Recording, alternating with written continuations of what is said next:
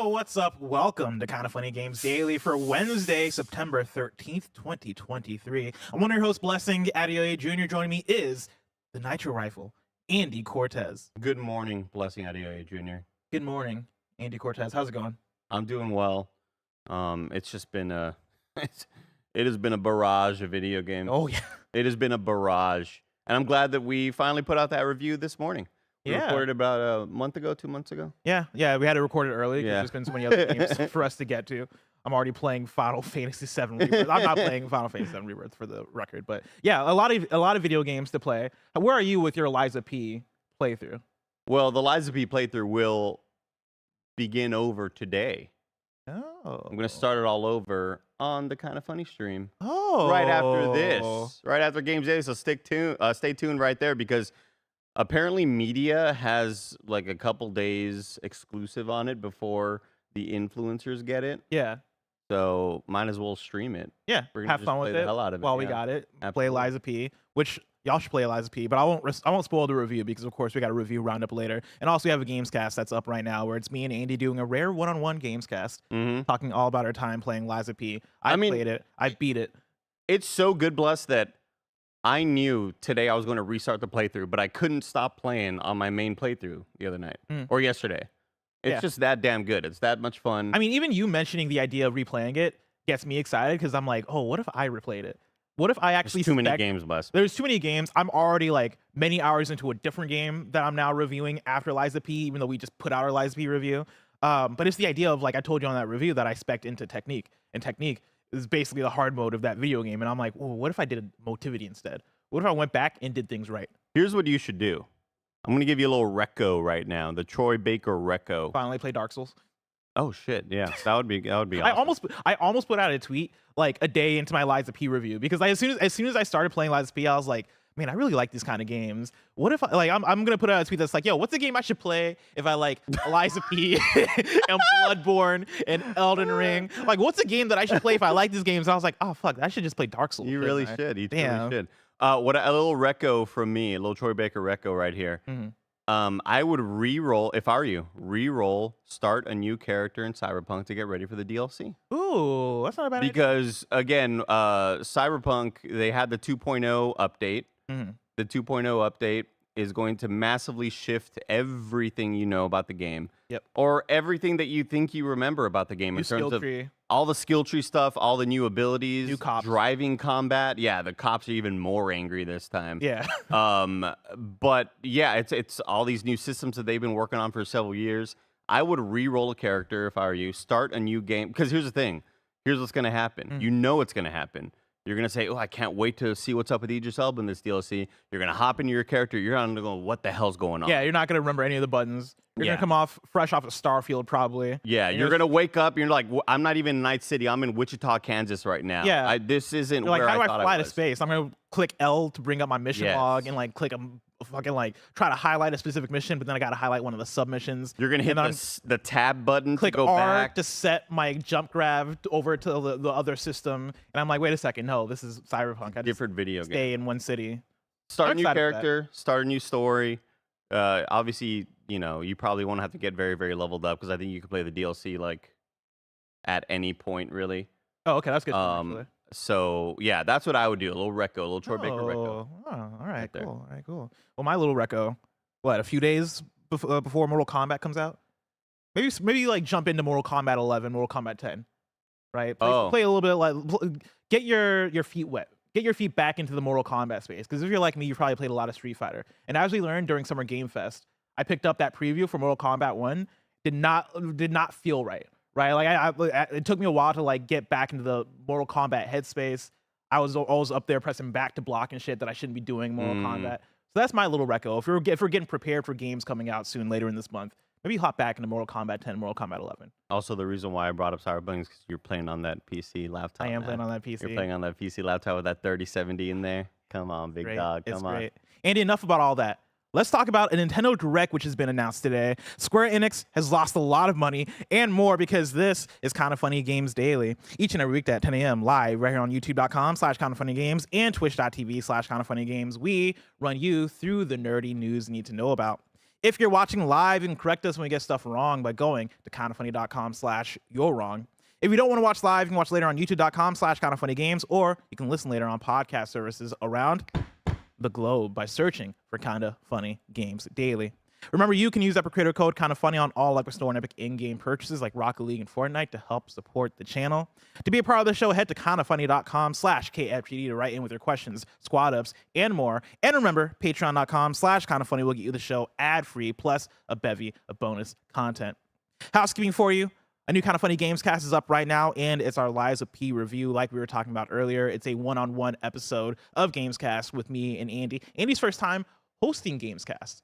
And so go over to the video, show him some love, comment, let Andy host.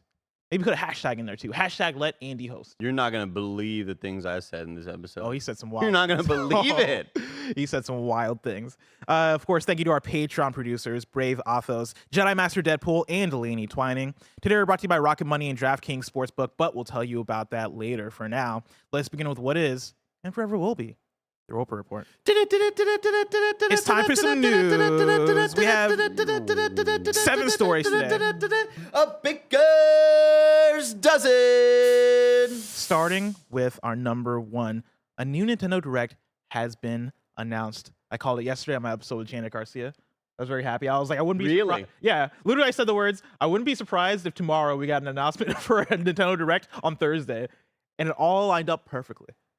This is from Nintendo What do you know? America on Twitter. They tweeted out, tune in September 14th at 7 a.m. Pacific time for a Nintendo Direct live stream featuring roughly 40 minutes of information focused on Nintendo Switch games releasing this winter. To bring in a little bit of context, of course, we've been talking about it. Me and Tim have been talking about it, right? There's been a lot of rumor mill stuff going on around a possible Nintendo Direct. From IGN, they say, among the rumored announcements are remasters for Nintendo classics like The Legend of Zelda Wind Waker, a Fire Emblem remake, and a new Donkey Kong game. The next-gen Switch could also get an early tease, though Nintendo may be wary of disrupting its holiday release schedule. With that Donkey Kong game, one thing I'll add in there is I've been on the Twitter, right? I know it's called X now. I'm still calling it Twitter. I'll never call it X. The streets are saying that y'all might want a new Donkey Kong Country, right? Of course, because it's been a while since Donkey Kong Country. It might actually be a Donkey Kong versus Mario game. That's what the streets are saying. The Nintendo streets are saying it might be a Donkey Kong versus Mario, Mario versus Donkey Kong. I never played those games, but like the more puzzle type games that you wouldn't consider those mainline Donkey Kong games, at least the ones that people expect. I'm gonna predict what it is right now. Mario, Princess, they get divorced. Oh no. Donkey Kong is the new stepdad. Oh. So Mario is The stepdad to which child? So many of them. There's a lot of babies out there. There's a lot of babies out there. So imagine it's like that Mark Wahlberg and Will Ferrell movie where they're like, stepdad, one stepdad, super cool, stuff like that. It's kind of that. It's Daddy's Home. Daddy's Home. That's the one. Yeah. Donkey Kong isn't the stepdad. He's the dad that stepped up. Yeah, He's the dad that stepped up. True. Good for him. True. That's my guy. Andy, what do you want out of a Nintendo Direct coming tomorrow? It feels like extremely weird timing for me, especially since we just got that one deep dive of Mario Wonder a couple of weeks ago. It feels kind of like out of place for me, but they do need one last push before whatever's going to happen this winter, so it kind of makes sense. I mean, the streets have been asking for a Wind Waker remaster for years and years and years and years. And I think that now would be the right time to finally say it, right? I don't think we'll get a tease of the new hardware. I think that'd be very surprising if we had any tease whatsoever. I would be shocked. Yeah. Yeah, that's like at the very bottom of my list of things to expect. Do you think that's its own standalone? Oh, for sure. That's its own, like, I think that is a random commercial that drops one day. I think it's a random tweet that is Nintendo saying, hey, we got a new console. Look out for more information next year. I think it's one of those ones. I think it's a JPEG they drop on their LinkedIn. Yeah, exactly. only there. It's like Doug Bowser updates his LinkedIn and is like, oh yeah, I've been working on the next Really Nintendo excited console. about it. It's coming out 2024. Hire me, somebody. Like, why are you updating your LinkedIn, Doug Bowser? Yeah, I mean, I think these remasters would be the smartest call, but I can't really think of anything that would... I don't know. I'm thinking of like any like brand new standalone games that would come out that would really kind of shock the world. Yeah, maybe we get a name for the untitled Princess Peach game that they keep talking about. Yeah. That's my thing with my conversations with Tim, right? Like I always bring up that this next year for the Switch feels like the end times. Like I feel like we're getting the 4 horsemen of the apocalypse, right? We're getting the first horseman, Untitled Princess Peach game. The second horseman, Luigi's Mansion from the 3DS being remastered and ported for the Switch. The third horseman, which isn't announced yet, but is one of the things that people are talking about could happen, right? People are saying F-Zero might appear. And I think if that happens, right, maybe one of the big possibilities is you get F-Zero GX from the GameCube remastered and ported. I think that's another horseman right there. And the 4 horsemen don't necessarily mean these are things we don't want or these are bad things, right? It just means that, oh, the Switch is fucking dead.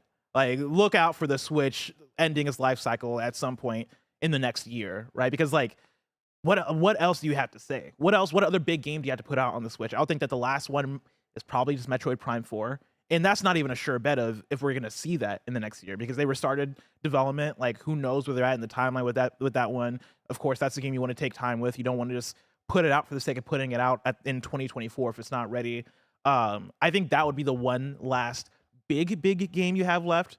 Tim brings up Pokemon as well as an idea, but yeah, like I think I expect those kind of games. I don't expect big hitters for the Switch. I don't know if we see anything Pokemon related tomorrow.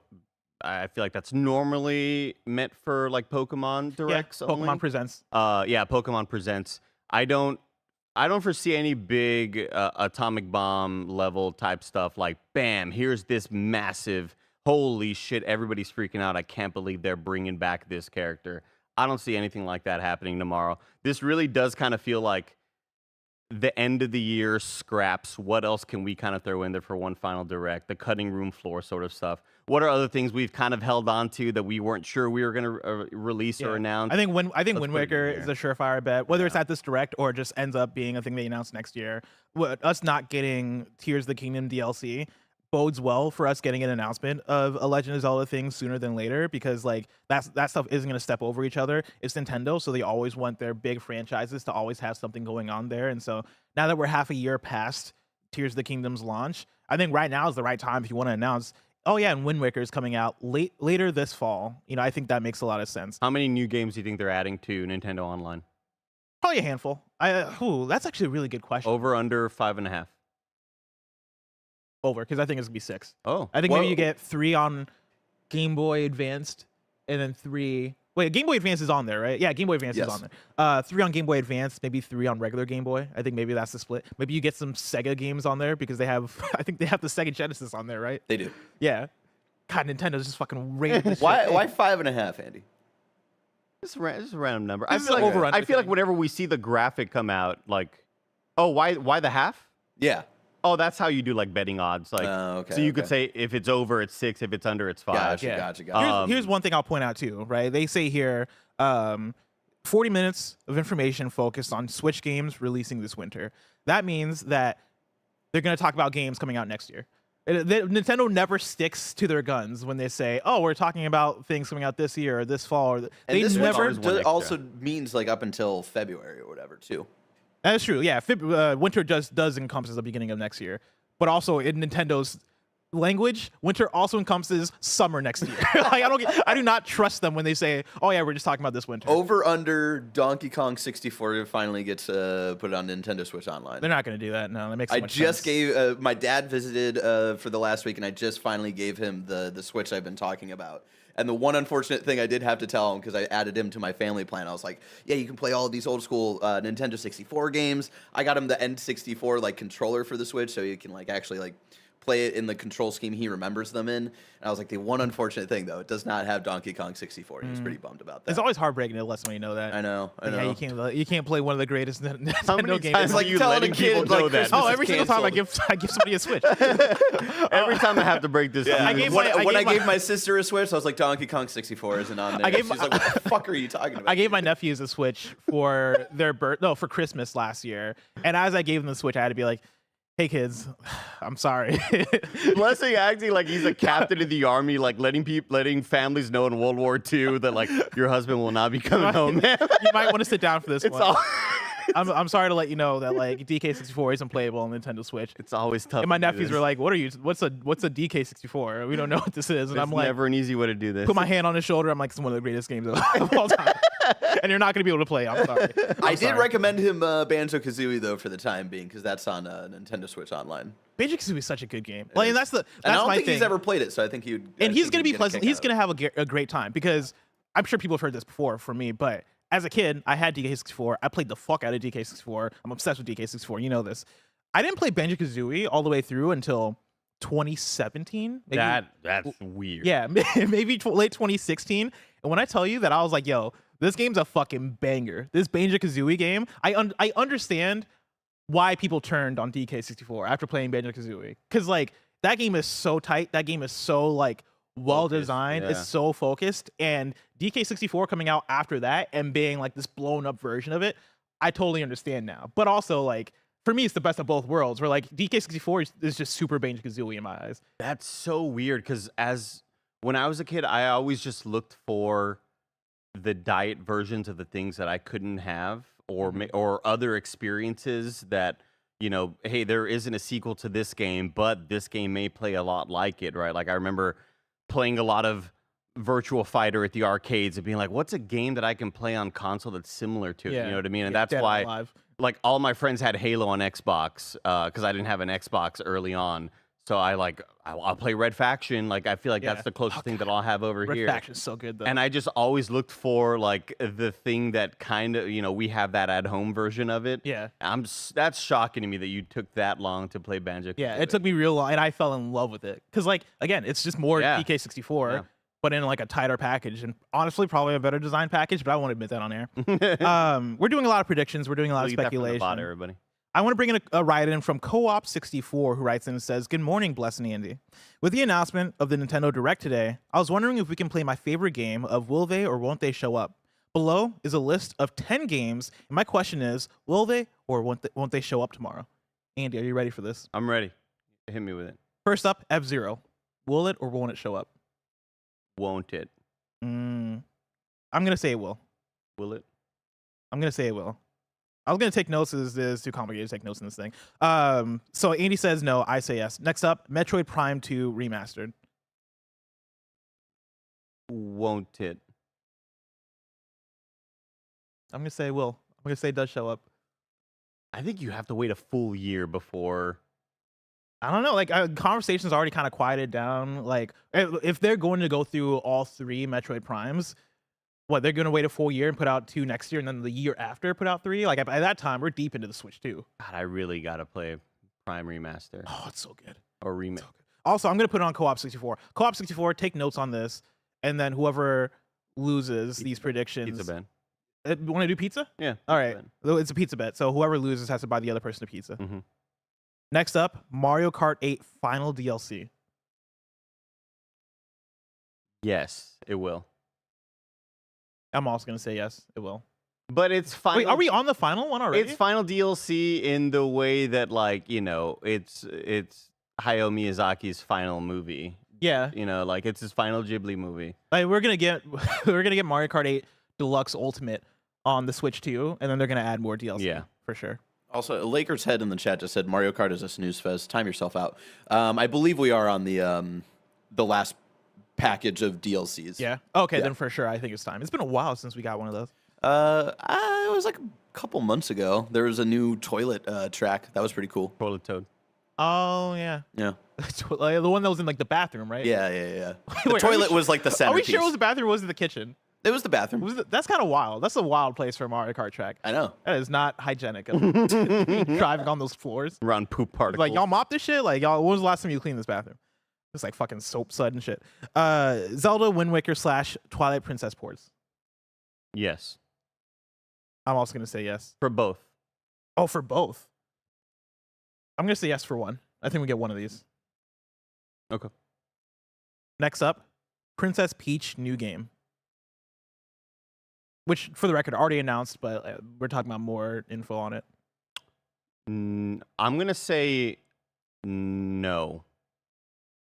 I'm also going to say no. I think it would be weird for them to be like, and here's this special look at this new thing upcoming, but we're not really going to say much about it, but it's a Princess Peach game. Like, that's all the information we got. I think it would be really weird to then a couple months later kind of do an actual like presentation. Yeah, like it was only announced 3 months ago, 2 months ago, and so yeah, to announce it and not have a title and have it be like oh yeah, we're doing this thing, and then a few months later be like, oh yeah, it's called this, it looks like this. That feels a bit too quick. I think there's a reason why they announce it like that. I think maybe next year will be when we get more info on it. Maybe Game Board. But on the other side of things, Mhm. on the flip side, let me flip it around on Flip you. around. If this is something that you save for next year, we're already kind of in Switch 2 territory. It depends on when we're getting the Switch 2. Because I'm saying fall. I think we get the Switch 2 in fall. But around that time, are we also kind of prepping for a debut of a 3D Mario? Mm. And do you want those two to kind of mix and mash? I like how you're thinking. Unless the Switch 2 is not, unless they're not really categorizing as this sort of sequel, brand new piece of hardware, right? Because we know that it seems like its prime objective, if the Switch 2 could talk and had like an AI and was like, my directive this is my directive. My directive for my life is just to make the old games look a lot better and make new games look better as well. Like it seems like it's just going to be the pro version, right? Like this doesn't seem like a brand new piece of anything based on a lot of leaks. Maybe it isn't going to debut with a brand new 3D Mario game. Real. See, I think they brand it as a new console just because that branding, from a marketing perspective, always works so well. Like when you launch something that almost feels like a half step, I think that's how you end up with a Wii U, where people are like, is it a new thing? Is it not a new thing? I think that's too much confusion. You want people to feel like they need to buy the next thing. And if you're going to make this kind of jump with the Switch, yeah, I think you brand it as either the Switch 2 or the Nintendo, whatever you call it, right? Like, I think I would kill to be in these R&D rooms. I just want to be a right? fly on the wall. I think on the marketing side, you have to make it like a big new deal. And I think you have a launch lineup. I think you have a launch slate. And I do think a Mario is part of that launch slate. I think that makes a lot of sense, especially because we just got Zelda. My thing with games stepping over each other is with Mario, I feel like Nintendo doesn't care as much. Like we're getting Mario Wonder. Do you think Nintendo's like, hey, this game, don't worry, it's for the girls? Like, they're like, this one's for the ladies. Don't worry. We're gonna release a 3D Mario for the men out there. Insane. But like at the end of October, we're getting Mario Wonder. In November, we're getting Mario RPG. Like those are two major Mario games happening back to back. Like I think as long as you separate them enough, it's fine. And I think a Princess Peach game, I'm thinking May, June, right? A 3D Mario launching alongside a Switch 2, I'm thinking fall. So I think that's way more than enough time to make that happen. I'm thinking Arby's. So to be clear, right? You're saying for will they, won't they on the Princess Peach new game? Of course. Right, we're both saying they won't. We're both saying they won't. I'm going to say no. Next up, Metal Slug Tactics. Yes. I think it will it. I'm going to say no.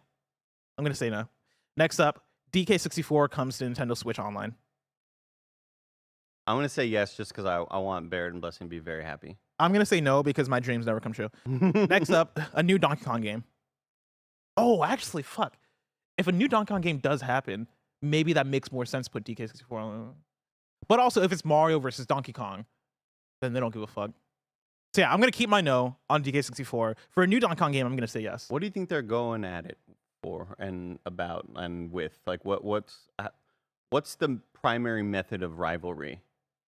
Oh, like Mario Donkey Kong, where are they fighting over? Or what are they doing? Like, what? Well, we gotta get into the whole Donkey Kong Wars and all that stuff, you know. But like you're talking about like like Planet Hulk or what? You're talking about like what's the stage they're fighting on? Well, are you familiar with the Mario versus Donkey Kong games? No. Barrett, can you bring up Mario? Because I'm also not that. I didn't know they were Mario versus Donkey Kong games. Yeah, there are. It's like I don't know, like a DS downloadable shit. I don't. It's not one of those things that people go crazy for. They're puzzle games as far as aside from seeing them fight mano a mano in a Smash Bros game, or so Barrett has it brought up here, or right? the old school NES like climb the tower thing. This is on the DS. It's Mario versus Donkey Kong. You have these robot Marios that are walking along a screen, and it looks like maybe you're guiding them along to the finish point. Look, I said this during my I reacted to the Mario Wonder trailer several days later because I feel like there was just a lot of. Wait, is this Lemmings? This is Lemmings. This era of Nintendo, it just like doesn't exist to me in my headcanon. I just wasn't really. I wasn't gaming on these hardwares as hard as I gamed before and after. So like, this is just a whole lost era of gaming for me. I'm 1000% with you, right? Like, I didn't have a DS, I didn't have a 3DS, I also didn't have a GameCube. So there's like a weird just gap of Nintendo stuff that like I'm aware of, but I never played. Like when I watched the Super Mario Wonder trailer, it truly felt to me like this is the reset for a 2D Mario game. When I looked at New Super Mario Bros. And New Super Mario Bros. U and all those games, like those never felt official to me. They never felt and looked like real Nintendo games, and it's so hard to put my finger on why. It didn't feel like AAA. Yeah, there was just something about the way in which they release the kind of like lackluster news and media. Maybe obviously I wasn't listening to a lot of gaming podcasts when those games are coming out. I don't even think those existed back in the day that long ago. You know what I mean? Like, yeah, it just feels like when those games were being released, I just wasn't really in the know, and that may be why they feel a little bit less legitimate to me. Yeah. But watching the Mario Bros. Wonder thing, I was like, this feels like a new Nintendo game. This feels like the Nintendo. This feels like the Nintendo I know and love. Getting their creative juices, putting them in a pot, stirring that shit up, and saying, "Let's make a 2D Mario game." Where I never really felt that way with any of the other 2D. Well, Mario I think games. there was an era of Nintendo around that time that was a bit maybe overly polished for Mario, where New Super Mario Brothers, as much as I like, because I really like New Super Mario Brothers on the Wii, but that's mainly for the nostalgia of playing it with my siblings. And even then, like, I'm kind of with you that I never looked at them as, oh man, this is what I'm buying a console for. Like, this is like a main contender of the Wii library or whatever. But I also like. It felt like they had a Mario game generator and hit the button. Yeah, exactly. They like told an AI. They're like, hey, make a 2D Mario, and they spat out that. But like those games are good, and like even the Mario Brothers for Wii U, I know a lot of people that swear by that game. And like my other thing though with it is that I saw on Twitter /X there was a trailer, like an E3 like reveal for that game floating around. And like you go back and you watch that trailer and you're like, yo, you're giving me nothing here. Like, it is the most bland, just watching Mario jump on some Goombas ass trailer. And it's like, it was a whack ass trailer. You look at that and then you look at the Mario Wonder trailer and it's like, oh, this is a Mario game right now. Like, this shit looks fire. This year. Yeah, it's coming out in October. That's crazy. Like a couple days before Spider-Man. Insane, dude. What, Mario? Or it's the same day. The same day? It's the same day. Have we come up with a term for it, like with Barbenheimer and all that? Mario Man? Wonder Man. Wonder Man sounds like that is a superhero. Wonder Man is okay. Yeah. Spider Wonder Day. Spider Wonder. We'll think about it. We'll figure it out. We'll workshop it. So for a new Mario Donkey Kong Park game, I'm saying yes. Yes, but whatever. If it's that fucking thing that Bear just Mario showed us, Donkey I'd rather just vomit on my own dick, dude. That looked awful. I don't want that. Next up, Hollow Knight Silk Song. Absolutely the hell not.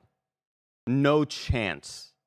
No fucking chance. It's not gonna happen. Don't even I kind of want pat to your say yes hands though. together like that. I kind of want to say yes. I'm gonna say yes, just for because they've not said it's not coming out in 2023 yet. They just said it wasn't coming out in like the first 6 months technically. They haven't like delayed it out of the year. So there's a chance they're like, yo, and it's out right now. No It's way. out at this moment. They're not gonna do that. No way. But there's a small chance. And if that happens, I'm gonna be up on this fucking prediction. Last up, we got Metroid Prime 4. No. It's not. No, I'm also gonna say no. This isn't that. I don't think you throw Metroid Prime 4 into a direct where you go, here's what's coming the rest of the year. Like, this very much just feels like hey, we got other stuff too. This isn't the big Mario one you were waiting for, or this isn't the big Zelda one that's been rumored, or the big Pokemon Presents. Here's just a bunch of shit we're gonna be also kind of coming out with. Yeah. It would feel like it feels like you're kind of throwing that away if you put it in this presentation. And somebody in chat said Bless isn't up to date on the Silk Song news. I'm too up to date is the thing. I read the letter of that note that the dev put out, and nowhere do they say, oh, we're not going to put it out in 2023. It's kind of implied that you probably won't see it soon. They said early this year. Yeah. And early already came and went. Early already came and went. You're probably not going to see it in 2023. But like, if it does show up, guess what? I get the points. Weird Nintendo decision. I get a pizza. Exactly. As Oh, Darn said. I get a also, pizza. this is a weird prediction, but they'll probably show off more of Batman on Switch, which is a weird thing that's happening. Yeah. Probably get some Persona 5 Tactica. Oh, maybe. Yeah, get some of those fun bits. Talk about the rest of the year. And they're also like, and lately we've been playing fucking Bloodborne. Check it out. It's not coming to Nintendo, but we've been playing it on the Switch too. We've been showing. My friend lent me his PS4. Yeah, here's 60 FPS Bloodborne right here on the Switch too. Maybe you're wrong me about this, but I don't think Persona 3 Reload is confirmed for Switch. That would be a hype announcement. Oh, that'd be pretty cool. Yeah. It's Which one's that? What Miyamoto is walks out with that's the remake of Persona 3 that's coming out February next year. So that's the golden version of 4. That's the not really. It's like a version of 5. remake. Yeah. Like a full out. It looks like Persona 5. Because Persona 3 Y'all are has getting real into Persona 3 has Persona 3 Attack Fez. on Titan Part 3 version 2 season 3. No, It's like Persona 3, getting in that Persona 3 had FES and it had Persona 3 Yeah, Portable. it had Fez and it had Portable, which were essentially the proto versions of what Golden was for 4 and then Royal was for 5. Yeah. So it already had that. It's just getting a huge update. This is like if it's Persona 4 Golden was remade from the ground up to look like Persona 5. Yeah. But for Persona 3. But then also the added content from Golden not included. So just Persona 4. It's like if Persona 4 was remade for the... God damn it. It's a fucking mess, man. They should call it. Well, no, never mind. You know what? Don't listen to me. I was gonna say they should call it 3.5 to indicate that it's supposed to look like 5. Ooh, like it's kind of based. See, now you're thinking with Square. That's like Yeah. some Square Enix thought process. I like that. I like that. Listen, don't listen to them. But listen to me when I tell you about patreon.com/kindafunny. Over on patreon.com/kindafunny, you can go and get the show ad-free. And speaking of ads, let us tell you about our sponsors. This episode is brought to you by Rocket Money. Rocket Money is a personal finance app that finds and cancels your unwanted subscriptions. It monitors your spending and it helps lower your bills all in one place. And it has surprised multiple people at Kind of Funny, multiple of my friends, at how many subscriptions they have that they forgot about and are still paying for. It's so easy to cancel the ones you don't want with just the press of a button. Rocket Money, it does all the work for you. Rocket Money can even negotiate to lower your bills for you by up to 20%. All you have to do is take a picture of your bill and Rocket Money will take care of the rest. Rocket Money is a personal finance app that finds and cancels your unwanted subscriptions. It monitors your spending and helps lower your bills all in one place. Stop wasting money on things that you don't use. Cancel your unwanted subscriptions and manage your money the easy way by going to rocketmoney.com/kindafunny. That's rocketmoney.com/kindafunny. This episode's brought to you by DraftKings Sportsbook. Football is back in full swing with another week of epic games, and who's got you covered on the action for every single one of them? DraftKings Sportsbook, an official sports betting partner of the NFL. Nobody's missing out on the action this season. All DraftKings customers can take advantage of 2 new offers every game day this September. You can get in on the NFL Week 2 action with DraftKings Sportsbook. Download the app now and use code KINDAFUNNY to sign up. New customers can bet just $5 and take home $200 instantly in bonus bets only on DraftKings Sportsbook with code KINDAFUNNY. The crown is yours. If you have a gambling problem, call 1-800-GAMBLER or visit www.1800gambler.net. In New York, call 1-877-8-HOPENY or text HOPENY 467-369. In Connecticut, help is available for problem gambling. You can call 888-789-7777 or visit ccpg.org. Please play responsibly on behalf of Boot Hill Casino and Resort KS. 21 plus age varies by jurisdiction. Void in Ontario. See dkng.co/football for eligibility. Bonus bets expire 7 days after issuance. Eligibility and deposit restrictions apply. And we're back with story number 2. Square Enix has lost almost $2 billion in value since Final Fantasy 16. A wild news story, yeah. This comes from James Batchelor at GamesIndustry.biz. What'd they do? They put out Final Fantasy 16. Square Enix has lost nearly $2 billion in its value since the launch of Final Fantasy 16, as its shares have declined and a key long-term investor has reduced its stake in the publisher. The company's share price has fallen by 28% since its peak of 7,540 yen in June, specifically June 20th, 2 days before Final Fantasy 16 launched, and fell to 5,381 yen on Monday, its lowest since the year began. Square Enix said alongside its latest financial results that Final Fantasy XVI did not meet its sales goals and also reported a 66% drop in profit. According to Bloomberg, these have resulted not only in the share price decline, but also several analysts cutting their price target for the publisher and Sumitomo Mitsui Trust Asset Management, a long-term investor in Square Enix, reducing its holdings in the publisher. Square Enix has suffered a number of AAA launches that did not meet expectations, including Marvel's The Avengers, Marvel's Guardians of the Galaxy, Babylon's Fall, and this year's new IP, Forspoken. The latter's underperformance even prompted the publisher to close developer Luminous Productions and fold the staff into its own internal teams. Kantan Games analyst Serkan Toto told Bloomberg, quote, "Square Enix has problems with their games output. These titles get a 70% rating on Metacritic, are kind of okay, and are just very forgettable," end quote. According to the site, Mockery Capital Securities Japan analyst Yijia Zai wrote in a letter to clients, quote, "We remain concerned with the company's game development structure and game quality control, which could limit the longer-term performance," end quote. Current and former Square Enix employees told Bloomberg that the company's struggles are partly due to each project being treated as a single producer's domain, with a lack of team structure and proper documentation to organize development. However, one contractor said this approach is now being overhauled. Wild. Such a bummer to kind of see some really good, I'd say, gems mixed in with some games that are not gems. Yeah. Like, you see Guardians of the Galaxy, and that game is so unique to me because it really felt like a wild kind of attempt at making a Marvel game that looked like it was going to fail and be super bad, and it ended up surpassing every expectation I had for it. Mm-hmm. I think that's still some of the best writing in games. To have that lumped in with Marvel's Avengers and Babylon's Fall, I know Forspoken wasn't everybody's favorite. I know Forspoken, there's like a decent game in there, but largely a pretty big disappointment.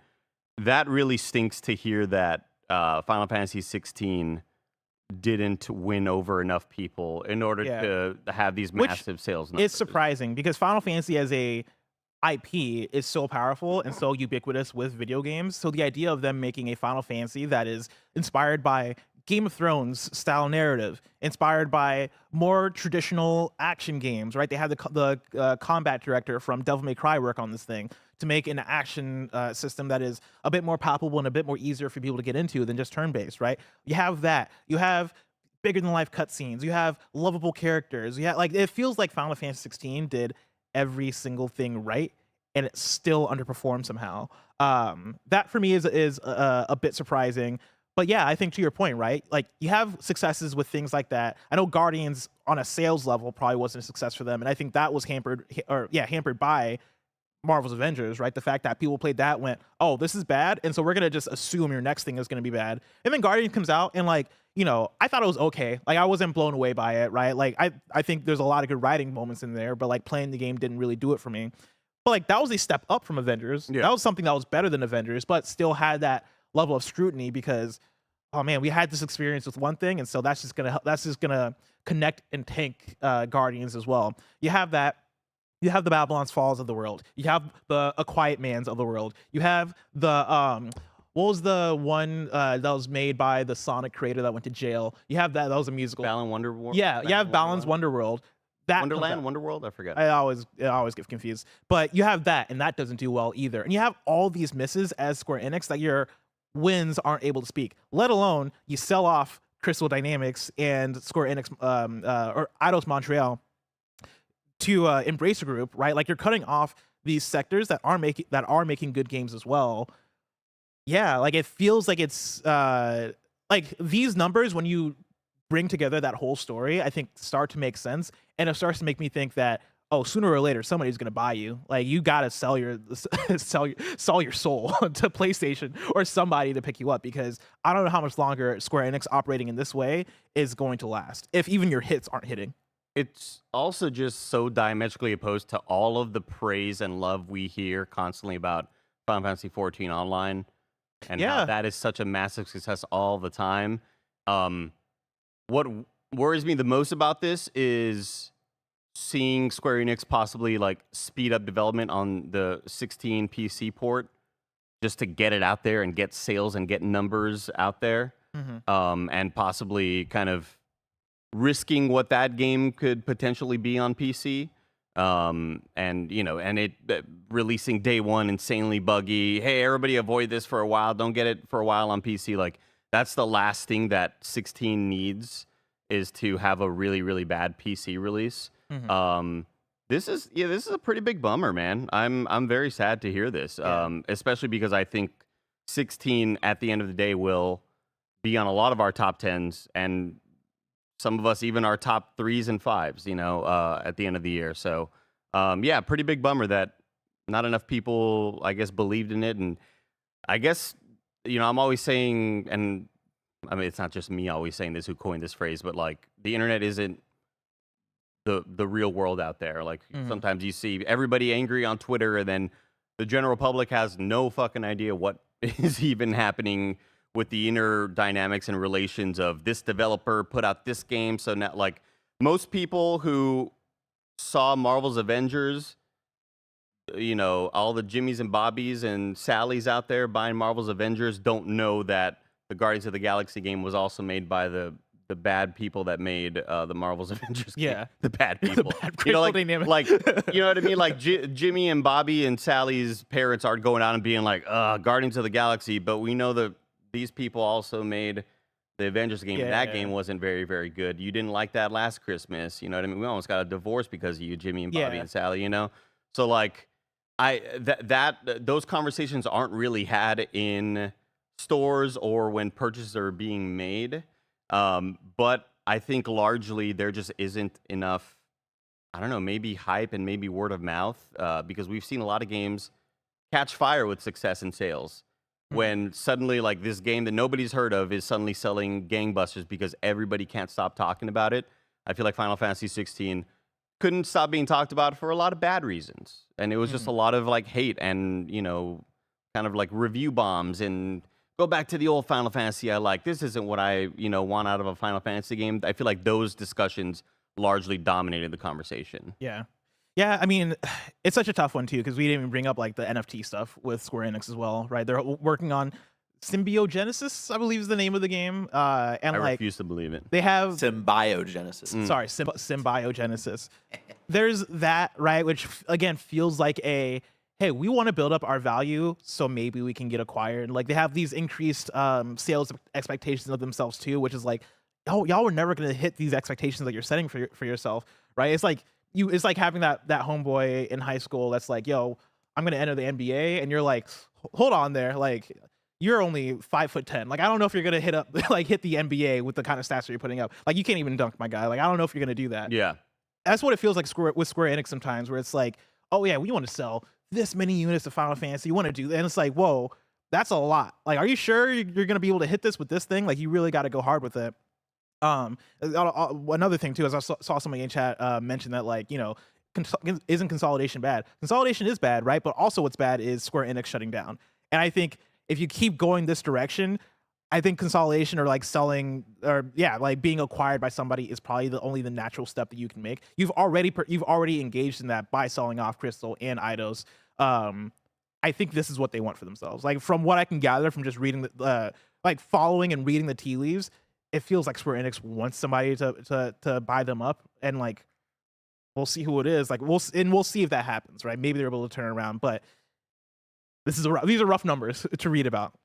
Do we know for sure? Like, I know it's happened in the past where a Final Fantasy game is exclusive to PlayStation, and then several years later gets released on Xbox. Like, do we know if it's exclusive?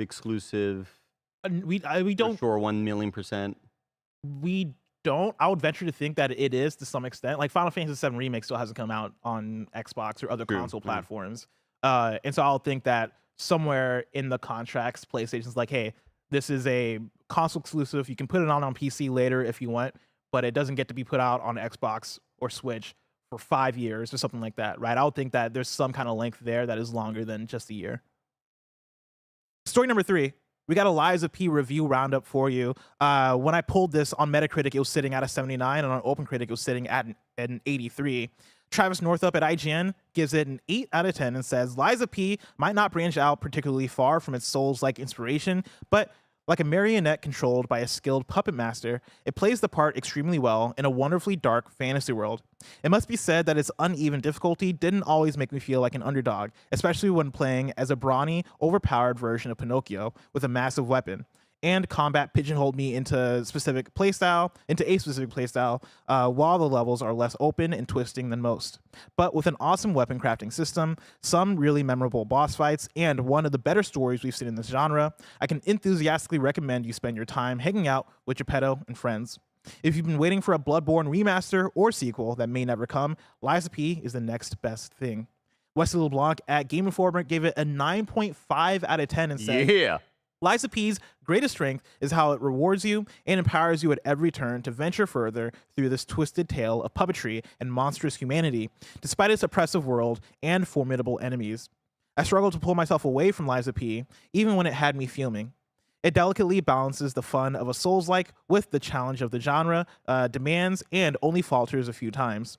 That it maintains that balance within the confines of a fairy tale most know best because of Disney, flipping it on its head to tell something more in line with Carlo Collodi's original The Adventures of Pinocchio is another achievement of Liza P.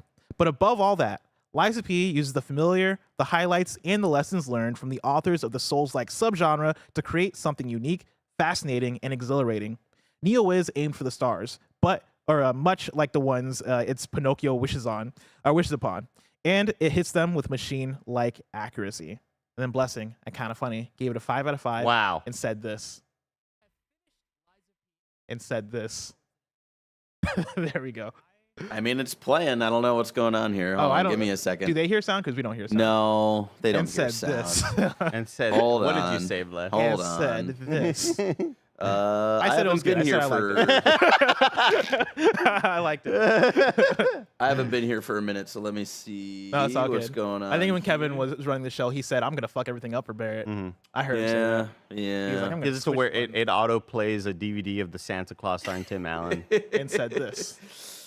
Let's try thought it was gonna work this, that and time. then let's refresh this page. gonna And refresh then it. It's a cool let's game, also. though. Yeah, It's a pretty cool game. Yeah.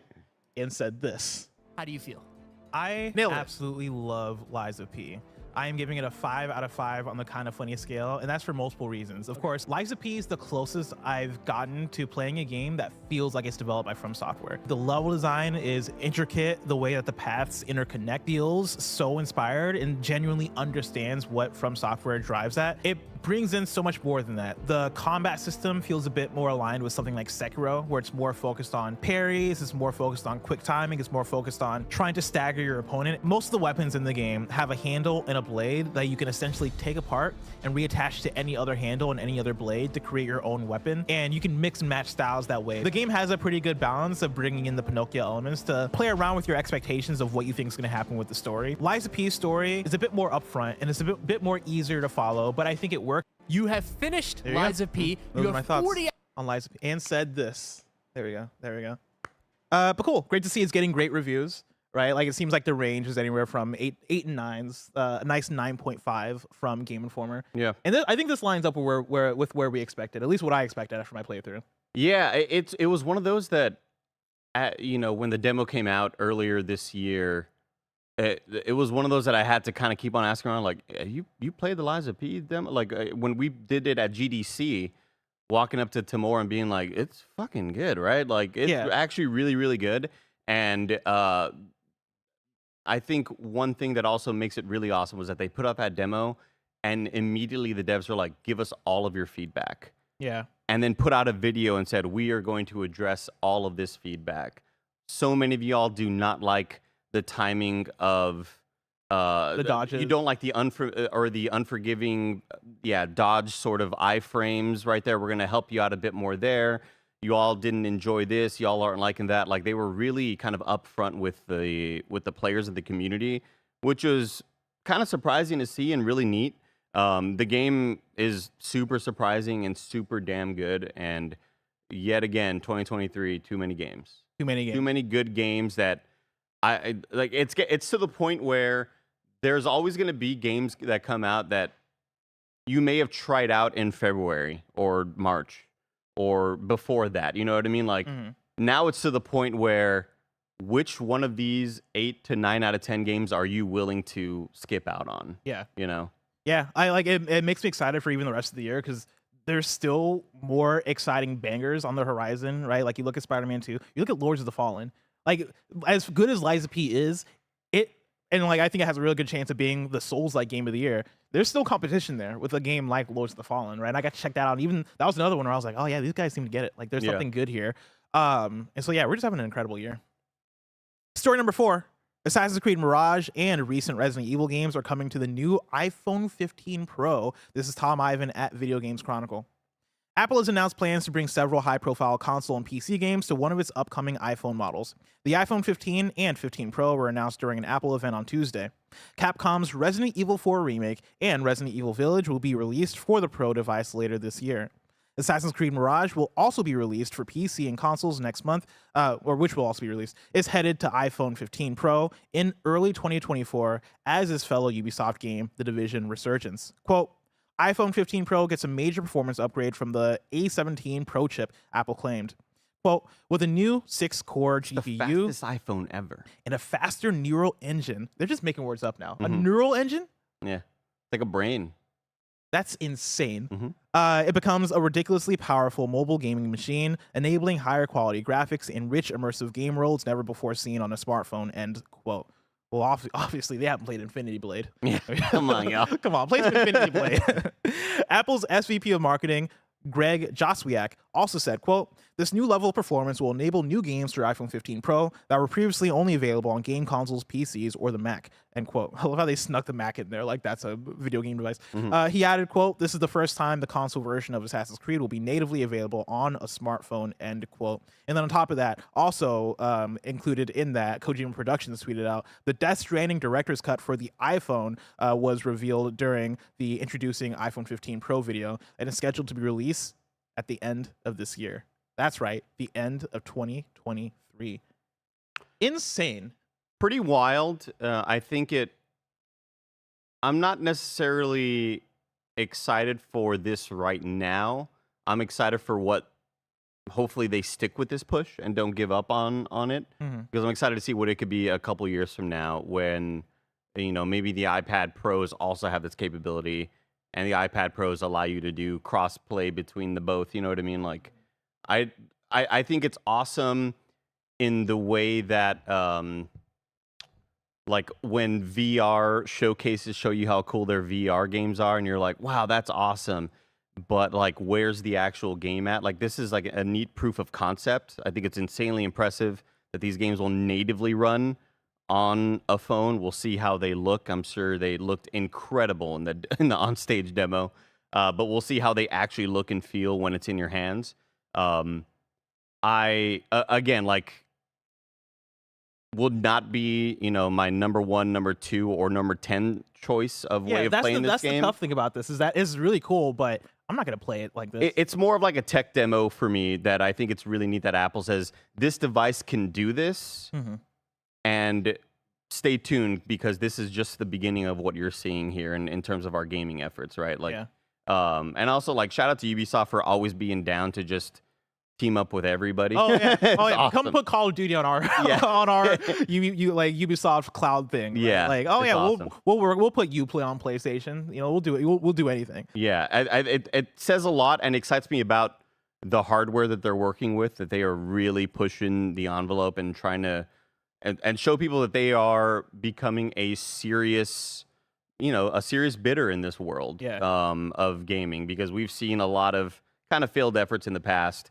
I hope this isn't something that just passes them by. I hope this isn't another thing that just they kind of give up on. Yeah. But yeah, I think it's not amazing right now, and nothing that I would say, yeah, go get it on your iPhone, go play it right now, because how does this affect me when I want to play it on my TV? Am I going to dock it somewhere? What's that going to be and like? I think it also makes sense towards the Xbox strategy of let's acquire Activision Blizzard, not just for Call of Duty, but for all the stuff they got going on with the mobile stuff, right? Whether it's Candy Crush or Call of Duty Mobile or like all these other things. Microsoft is as much pushing for their mobile experience as they are for like Game Pass on console and Game Pass on PC and all these things, right? Like you can kind of see where the competition falls down there, and so it's gonna be fascinating to follow and watch. And then also there's the biggest news of finally Apple is caught up and they put USB-C in their phones. You see this? Woo! You see this? Finally, I can't believe they discovered USB-C. it only took them half a decade to get there. Tim Cook founded Barrett. He actually found it in one of his like little cabinets. He was like, "Oh shit, USB-C." He was like, "Whoa, holy shit! whoa, this is a crazy cord He right was like, here." nobody's talking about this. Yeah. We should do Have something. y'all heard with of? this. He like walked into the office on like last Tuesday and was like, "Have y'all seen this shit?" And like they're my like, "Yeah, word. Tim, the fucking iPad from 2020 has it." Yeah, they're like, why aren't we using this? And they're like, because you wanted people to pay more money. It was Steve's dream. Steve started this. Again, it just blows my like. I'll never forget when Nick Scarpino was talking about, I want to get a new my phone's broken. Should I get the new one? Should I wait for the one with USB-C? And as somebody who's been out of the Apple game for a while, I do have my iPad and I love it. Mm-hmm. I was like, what do you mean wait for USB-C? I was like, well, the phones don't have USB-C yet. And I just couldn't put together that like, but the iPad that I got 3 years ago has it. Why doesn't it's so? I was so confused. I have Beats by Dre headphones at home, and like those use They use the lightning? Ugh. It's the most It's so It's annoying. the only thing in my house. That I have uses those lightning. too, yeah. And I'm like, I would love to just fucking rip this cord in half. Yeah. And I have to see a fucking lightning cable ever again. Yeah. Fucking fix your Beats by Dre shit. I guess it'll be fixed now. Yeah. Hopefully. Story number 5. We have a follow-up to the Unity debacle. Of course, me and Janet were talking about it yesterday as the news broke. There's been so much that has happened on top of that. And so I'm going to pull from Steven Totillo at Axios, who writes this. Unity, the tech company behind one of the most popular engines for creating video games, is scrambling to clarify how a price increase for its services will work. After its announcement Tuesday morning broadly infuriated the game development community. Game developers rallying on Twitter began fuming immediately that any game enjoying a spike in installations due to a big sale, inclusion in a charity bundle, or even just by including being included in a popular subscription service like Microsoft's Game Pass would trigger back-breaking Unity fees. To catch people up, right? The announcement from Unity yesterday was we're going to start charging people per download, right? We're going to start charging developers per download of their game if they're using Unity, because the reasoning there was that like whenever you get a download, they have to download Unity runtime or some shit, and so like because of that, we gotta start charging for this, and everybody's like, no, this is gonna bankrupt us. That's insane. The article continues, quote, "Stop it. Development studio Innersloth, makers of the hit Among Us, tweeted out Tuesday evening. This would harm not only us, but fellow game studios of all budgets and sizes," end quote. Another studio, Aggro Crab, called on Unity to reverse its plans, saying that it feared that its next game, set for release to the 25 million subscribers on Game Pass, could incur fees that threaten the stability of our business, end quote. Unity has scrambled to clarify, and in one key case, what it has said about its policies around the fees. After initially telling Axios earlier Tuesday that a player installing a game, deleting it, and installing it again would result in multiple fees, Unity's Witten told Axios that the company would actually only charge for an initial installation. A spokesperson told Axios that Unity had regrouped to discuss the issue.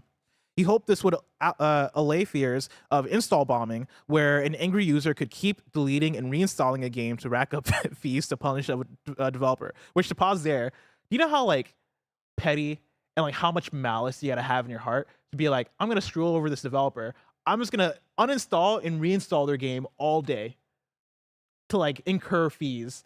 And the sad thing is, which you can, but like that is like, you understand you have bandwidth caps that you got to deal with too. That's like a fucked up thing to do. the saddest thing is like we know that is not out of the realm of possibilities. No. Like that, Oh, like yeah. people are willing to do so because people are insane. But an extra fee will be charged if a user installs a game on a second device, say a Steam Deck after installing a game on a PC.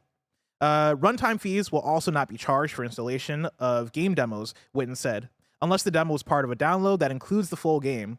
Early access games would be charged for an installation, he noted. Games offered for a charity or included in charities will be exempt from the fees. Unity will provide a way for developers to inform Unity that their games are being offered that way, Witten said. As for Game Pass and other subscription services, Witten said that developers like AgroCrab would not be on the hook as the fees are charged to distributors, which in the Game Pass example would be Microsoft.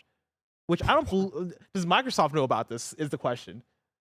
Was Xbox notified about this Unity thing? And we're like, oh yeah, we'll pay for each of those. Like Phil Spencer's like, well, we finally got a win with Starfield, and now I got to deal with this bullshit. you think Xbox is gonna pay an extra 20 cents per download of all Game Pass games? You think PlayStation is gonna? You think PlayStation is gonna pay PlayStation an extra and shit? An extra charge per download of their subscription service games? You're out of your mind. Yeah. To pull in a couple more tweets, right? Cult of the Lamb also tweeted. They said, buy Cult of the Lamb now because we're deleting it on January 1st. January 1st, of course, is when these fees are set to start. And then Devolver Digital tweeted out saying, definitely include what engine you're using in game pitches. It's important information.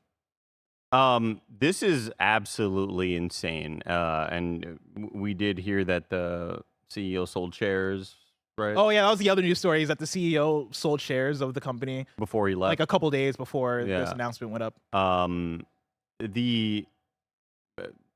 This is like Zoom taking over the world over the pandemic, right? Like everybody starts using Zoom, and then Skype being like, hey, guess what? Every time you want to use us, you pay, 2 cents a minute to use Skype. And it's like, you're not in the right spot to be doing this right now. Right now, Unreal and Epic are doing like such a bang up job of kind of being everywhere. I'm not going to say Unreal and Epic are killing it in terms of like making studios and devs and publishers super happy with the fees and everything like that, but they are everywhere, and I'd say they are maybe the most accessible right now. Yeah.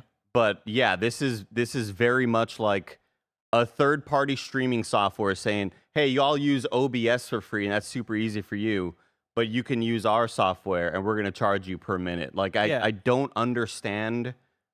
It really feels like they're trying to just tank the company. Like, I don't get it. On yesterday, as me and Janet were talking about it, like, I pointed to Sea of Stars as the prime example of Sea of Stars came out, and we like ran the numbers, right? Like Sea of Stars launched on Game Pass and on PlayStation Plus. That did run Unity, and it sold 250,000 copies, right? Sales. In terms of players, they've hit 2 million. And so like my theory is that Unity saw that and we're like, fuck no. Like, you're telling us you have that much player base and you're using Unity and you're cutting us out on this many players. We're going to find a way to cut ourselves into that as Game Pass games and PlayStation Plus games become more and more of a thing, and now you don't have to pay for everything. Because regularly it would be, okay, yeah, like just a percentage of your initial sales or whatever is what we're getting, right? 5%, 20%, whatever the number is, we're going to get a percentage per sale. Now that people are able to like skirt around sales and go straight to subscription services, they're trying to account for that, and they're doing that in the worst way possible. And they've pissed everybody off in the context. Goichi made a great point in the YouTube chat, said, good luck trying to make Apple pay that. Oh, yeah. Oh, yeah. Insane. Oh, yeah. Absolutely insane. Yeah, and I think this hurts. Even if they retract all this and decide we're not going to do this anymore, we apologize, we heard the feedback, this hurts so much. Just like their reputation is going to be stained by this. It was all I saw yesterday on my Twitter, right? Like just all game devs being like, what the fuck? Even Jeff Keighley. I saw Jeff Keighley respond to the Unity tweet. You get the Keighley tweet. That's wild. Yeah, and I forget he said something along the lines of like, this is a joke or something like that. Like, even when you got Keighley mad on the front lines, then you know you've done something wrong. And he had to bring in the CEO thing. This is from Kotaku about an hour ago, written by Isaiah Colbert.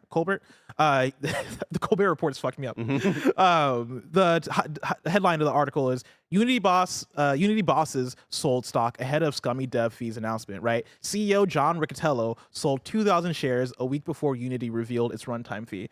And if you somehow recognize the name John Riccitiello, also the former CEO of EA when EA was being voted the worst company in the world. And so take that for what it's worth. Reputation precedes him right there. Yeah.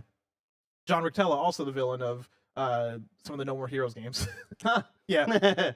Yeah, Suda 51 had beef and he was like, I'm gonna make you a villain in my game. Love that. Yeah. Story number 6, Bethesda's detailed Starfield's first update and upcoming features. This is Tom Ivan at Video Games Chronicle. Bethesda has detailed Starfield's first update and announced plans for new features set to be delivered in future patches. The first update includes performance and stability improvements as well as several quest fixes. After that, Bethesda plans to deliver regular updates introducing top community requested features including brightness and contrast controls, HDR calibration menu, FOV slider, NVIDIA DLSS support, let's fucking go, 32:9 ultra-wide monitor support, and an eat button for food. Quote, we're also working closely with NVIDIA, AMD, and Intel on driver support, and each update will include new stability and performance improvements, Bethesda said. They also talked about how they're working on mod support as well, and that'll be coming next year. I've got some great mods on right now. I've been watching a lot of TikToks, and my algorithm is just like, here are the top 5 mods you need to download for PC. One of them is called Easy UI. I believe it's Easy UI or something UI. And whenever you're looking at your inventory, it almost lays it out the way a Windows Explorer tab would look, where you see the item and then up top it says weight, value, blah, blah, blah. And you can sort by those up top instead of like hitting the buttons. And it shows you all those numbers kind of like spreadsheet style over it. Love that. Obviously, the FOV slide is great. I have the NVIDIA DLSS mod already rocking. One thing that I would like to see, Bethesda, if you're out there listening right now, and it's a tiny little thing, but it goes a lot, and I think it would help a lot for my play style and for a lot of people's play styles, because I'm sure I'm not alone. When I hit my Q button to bring up, bloop, you get the little quick thing pop up where it's like, all right, here are my weapons that I have set. Here's the health that I have set, the throwables. Sometimes I don't have a gun set, and I think I do. And then I have to exit out of that menu and go into my inventory and then bring up weapons, and then set a button as a favorite. I would love it if like I saw the 3 button was an empty slot on like that quick access menu. If I see the 3 as an empty slot, let me click on the empty slot. Hold and then it take me directly to my inventory. As opposed to like backing out of that, going into inventory, bringing up the weapon, you know, like I feel like that shortcut would make things a lot more fun. Another big mod that I downloaded. It puts all of the ship manufacturers' parts in like every vendor, so I don't have to go vendor to vendor to find certain pieces. Hell yeah! Because that is a lot of like travel and a lot of bullshit. There you go. That game's awesome. Final news story for the day, story number 7. Horizon Forbidden West Complete Edition is reportedly coming to PC. This is Chris Scullion at VGC. The next PlayStation game set to be released on PC will reportedly be the complete edition of Horizon Forbidden West. Deal Labs leaker Bill Kuhn, who has a lengthy track record of leaking reliable information, says the game will be available on Steam and the Epic Game Store. Although Bill Kuhn is currently unable to confirm the game's release date, they say that based on previous data they've collected in the past, its release should be imminent, most likely within the next month. Sony has yet to officially confirm the complete edition for Horizon Forbidden West, though it's believed an announcement may be imminent after a listing for the game was spotted on a ratings board's website. A couple things here. Bill Kuhn could say anything, and I'll believe them. Really? But they have nailed every, and I see their name monthly, right? Because they're the one who's they're leaking the PlayStation Plus games like the day before they go live every single time. And yeah, like every single time they've said something, it's come true. Like Bill Kuhn could be like, oh yeah, like, you know, tomorrow, I don't know, man, Bill Clinton's gonna run for president again. He's gonna announce it. And I'd be like, damn, all right, let's get prepared, I guess, everybody. I didn't know that was allowed. I didn't know we could do that. You know, that's an anagram for Nibelian. Whoa. Well, think about that. Yeah. Whoa. But cool. That's first and foremost. This is gonna happen. Secondly,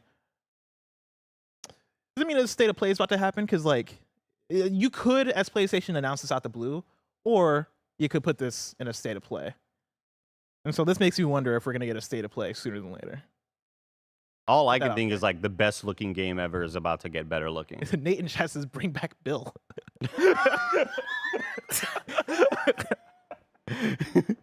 Nate in chat is on his living room like, bring him back. That was my guy.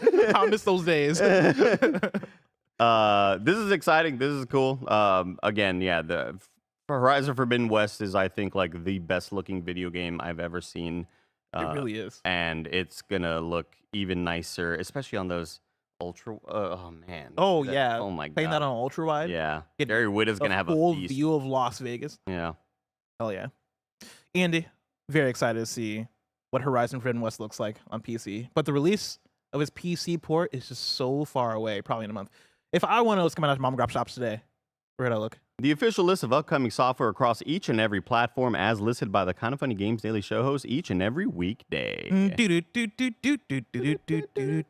Yeah.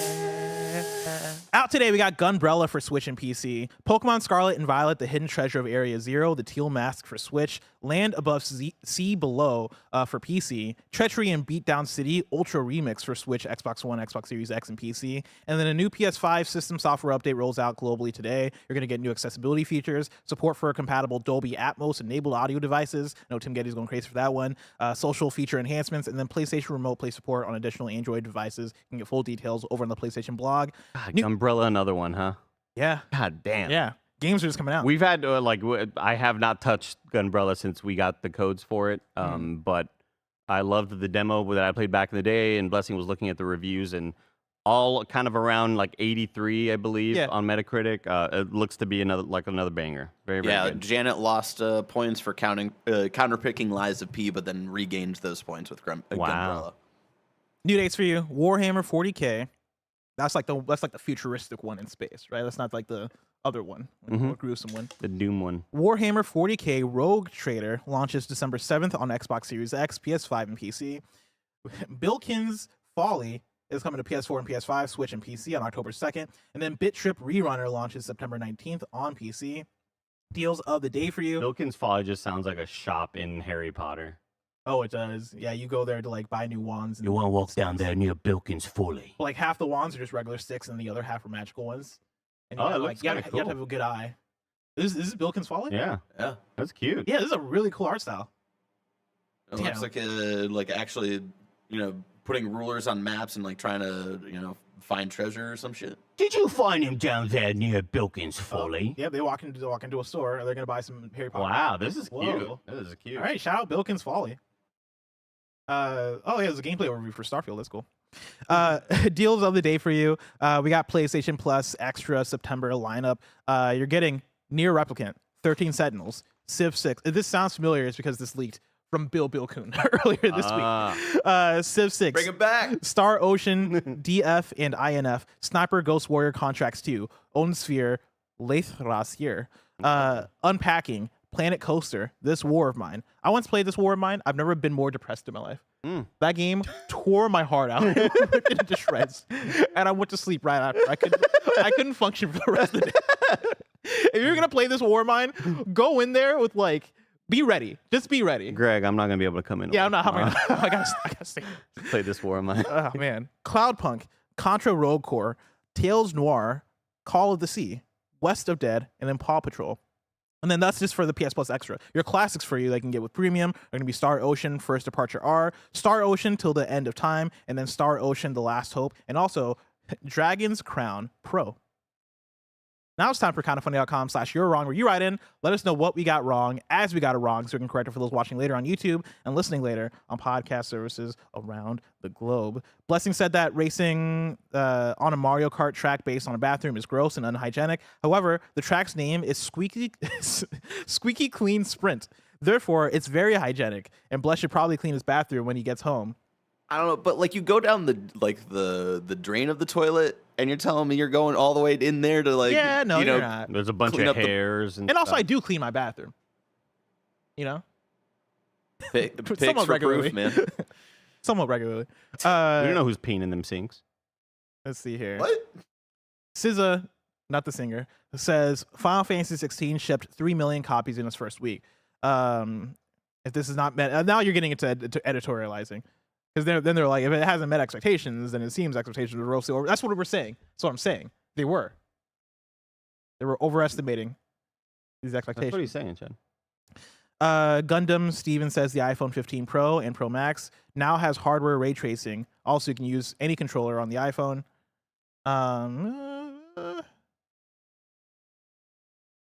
NVIDIA just doing it big.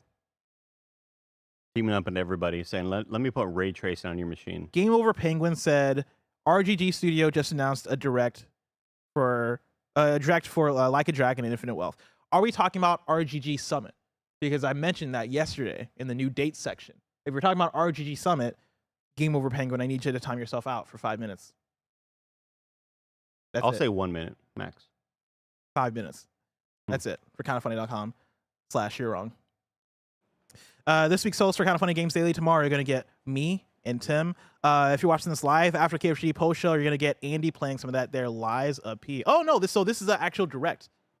All right, cool. All right, Bless. I need to time. I need you to time yourself out Fuck. now for All 5 right, minutes. cool. I can end the show if you'd like. End the show. This has been Kind of Funny Games Daily, each and every weekday, live right here on YouTube.com/KindofFunnyGames and Twitch.tv/KindofFunnyGames. We run you through the nerd but I've really messed that one up. Until next time, it's been our pleasure to serve you.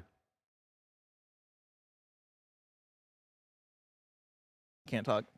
So, you know. Hey, Mikey. You ever like crushing cans Hello, with your hands? boys. I like it. Feels Really, good. with your hands? No. You doing it like the Stomp 'em. the long way or the side way? Like, The- oh wow, the you're long like you're wow really. Well, I do a little bit of I'll take a can, right? Like let's say this is the can. I'll crush it here and then I'll crush it here. So it kind of is like an accordion almost, and I go and I compress. Crush it. What's going on, Mikey? Yo, what the heck is going on, you two? It is incredible to see you each and every day. Of course, Bless, Andy. It's incredible to see me because you're wearing glasses today. I'm wearing my glasses so I Yeah. can see you. Bless, we got a lot to talk about, you and I, in just a moment, because, of course, this is the Kind of Funny Games God. Daily Post Show Super Chat section where I take over with your two incredible Games Daily Show hosts and all of you incredible best friends in the audience watching live and on Twitch and on YouTube. Of course, this is where you can get involved. You can ask your questions, comments, concerns, dive a little bit deeper into today's news segment, or just ask Andy anything about gaming. Like, Andy, have you heard about Friendship Day? New day on the calendar. Bless, put it down, okay? There's a new day on the calendar. Once a year, you have to spend time with your best friend all day, every day. Once a day, all day, every day. It's just what's too many hours. What day is it on the calendar? Very soon it's A happening. lot of hours to come. What day is it? September 15th. I hear it's right around the corner. I took Mike a Bring spicy presents. nugget yesterday while he was streaming Kingdom Hearts. Brought him a spicy nugget. Was happy to see him. He was like, "Oh my God, Andy, bringing me a nugget, like perfect timing. I'm about to trap you in this room with me." I just had to run away. Let's have some fun. Of course, you know, usually on Tuesday and Wednesdays, Kind of Funny Games Daily Super Chat post shows, we have a fun conversation about, what happened on the diamond this week for our softball catch up. And Blessing, there's some conversation to be had about this week's softball update. Softball update. Softball. Ladies and gentlemen, welcome to the bullpen. I am happy to report that we are back for another week of softball, possibly the final week of co-ed adult league over 30 softball league, but not really over It's 30. not over. First of all, it's not over 30. You know what I mean? Because Blessing's there. Illegal. Yeah, Yeah, I'm there illegally. We I didn't signed up check as a his birth 29. Yeah, it's like There's like a little girl. it's that's like doing steroids in There's the league. 24-year-olds there. Like, I think most people are in their 20s. It's like, well, that dude's tendons are 7 years younger than mine, man. My tendons are more likely to rip and they're tighter. Blessing, we're back. And of course, it has been a 3-week hiatus on pause for our softball league. And it is now finally time to return to the diamond. But Andy, there's a problem. Early in the week, Bless, the group chat of this said softball team exploded. Hey, guys and gals, I got COVID. I don't think I'm going to make it. Hey, what up, everybody? I got COVID too. I don't think I'm going to make it. I'm want on you a to plane know. right now. I don't think I'm going to land on time. I want everybody to know I haven't saved any of these people's phone numbers in my phone. I don't know who any of them are. Mike doesn't have So it's my just phone number in numbers. his phone. It's just numbers. Just numbers. Yeah, There's Mike no doesn't. names. Mike doesn't No have names. Blessing's number. I yet. don't know I've any been, of these I've been trying to people. get Mike to sign up for soccer for like the last 3 weeks. I Thought get it was nothing from him. Lienz, I thought it was. Oh, I- Roger tells me, he's like, did you hear about his text to Lianza? Apparently, Lianza sent him the link, the link to soccer. Mike messages back Lianza. Oh, hey, Bless, what's up? Which means he doesn't have my number or Lianza's number in his phone. Well, check this out. Check this out. A couple weeks ago, Mike walks up to me and shows me his phone. He was like, "Somebody in the league is giving away tickets to the Braves and Giants game tonight. If Yeah. you want to go, they're giving away their tickets. They're not going to use them." I was like, "Oh, cool. Who is it? I don't know. Someone in the league. I don't have their number saved." So the group chat starts popping off, Andy, on about a Monday. Our game's on a Tuesday. There's chatter. We don't know what's happening. A lot of chit chat. No one's taking leadership role. We're half in, we're half out. People are saying, I'll show up. Okay, cool. How many people do we got? I don't know. And it's just constant messages. I'm in, I'm out. I got COVID. I'm at the airport stuck. I don't think I'm going to make it. Hey, maybe we should just cancel. Should we call them? Should we not play? Should we play? I want to play. It's the final week. Should we do this, right? And it all comes back to week 1. Jacob Jingleheimer Smith, I told you that you needed to goddamn be a leader in this softball league. I said someone needed to step up and be team captain. And for the past 7 weeks, you've done absolutely nothing. No team jerseys, no camaraderie, no beer in the dugout, no sunflower seeds, no bubble gum. I mean, no leadership whatsoever. Here we are on the final gosh darn week of co-ed softball. When we need a leader, we need a Gandalf to come down over the hill and say, I will organize this. All that needed to be happening in this chat was simple. Hey, everybody, I need you to sound off down below on how many people are actually showing up. So you will write, I'm in, and I'm going to get a head count. If you're not playing, guess what? I don't want to hear that you're not playing, okay? You're already out. Don't talk. And that's all that needed to happen in this group text. Andy and Bless. We just needed a proper head count. We needed, I'm in. Okay, cool. We got 8 people. Let's do this, right? But no, Jacob Jingleheimer Smith didn't make that happen, and I'll never forget it. Blessing, do you agree with that assessment of what happened in that group text message? I missed my connecting flight, so I won't make it to the game. Can someone ask the ump though if they picked up if a team picked up my bat? It's a Louisville black and blue bat. Fuck your bat. We were never gonna have enough people for this game. I think everybody was checked out. I think the 2-week period where we didn't have a game Checked out. had everybody kind of checked out. Blessing, I've already told this story 2 times, and I'll tell it 30 more times here at this company. Friday, you missed a great one where Roger just says, Mike, Blessing's mad at you. Blessing was there. Oh, Blessing has headphones on. Yeah, Blessing was there. Yeah, I might have headphones. Where he was like, you didn't sign up for soccer. Mike still hasn't told me that he's not coming to soccer, by the way. I've heard Mike tell other people that he's not doing soccer. He's not told me that he's not doing soccer, just so y'all know. Just so you That's how he operates, I Bless. overheard Cool Greg be like, "Oh, Mike, you're not doing soccer," and Mike's like, "No," and I'm sitting there like, "I've been texting you for fucking 3 weeks, no response." I got his number. Fucking just respond and say, "Oh, I'm not doing fucking soccer." Bless, this is what he's phone what he's number. doing to you now is what he kind of did to me for baseball, where we had like 3 Just different respond to conversations. one fucking text. Where we had 3 okay, different I don't think I'm doing conversations soccer. of like, oh, Yeah. Barrett, would you be I down don't for think I'm baseball? I'm doing like, soccer. yeah. And then the next thing I hear about baseball, y'all have already signed up and the league has already started. Blessing, just so and now you he's know. doing that to you for soccer. He likes to fuck over people I paid over $100 the for sport this that league. they actually like. Yeah, but you can't. You got to understand Mike's coming from a different angle at it. What you also need to know, Blessing, is that Mike never formally told me and Barrett that he wasn't moving in with us. But He still hasn't. never. I lost the numbers. Yeah, I don't know who's who. I don't know who's who. There's a lot of numbers in this group chat. I don't know who is who, and I'm afraid to say. And Roger's like, bullshit. why didn't you, what you never told Blessing? Why did you tell me to sign up for soccer if you're not gonna sign up whole for soccer? team was in. The And whole Mike team was in. Mike is like, look, I was being peer pressured, Roger.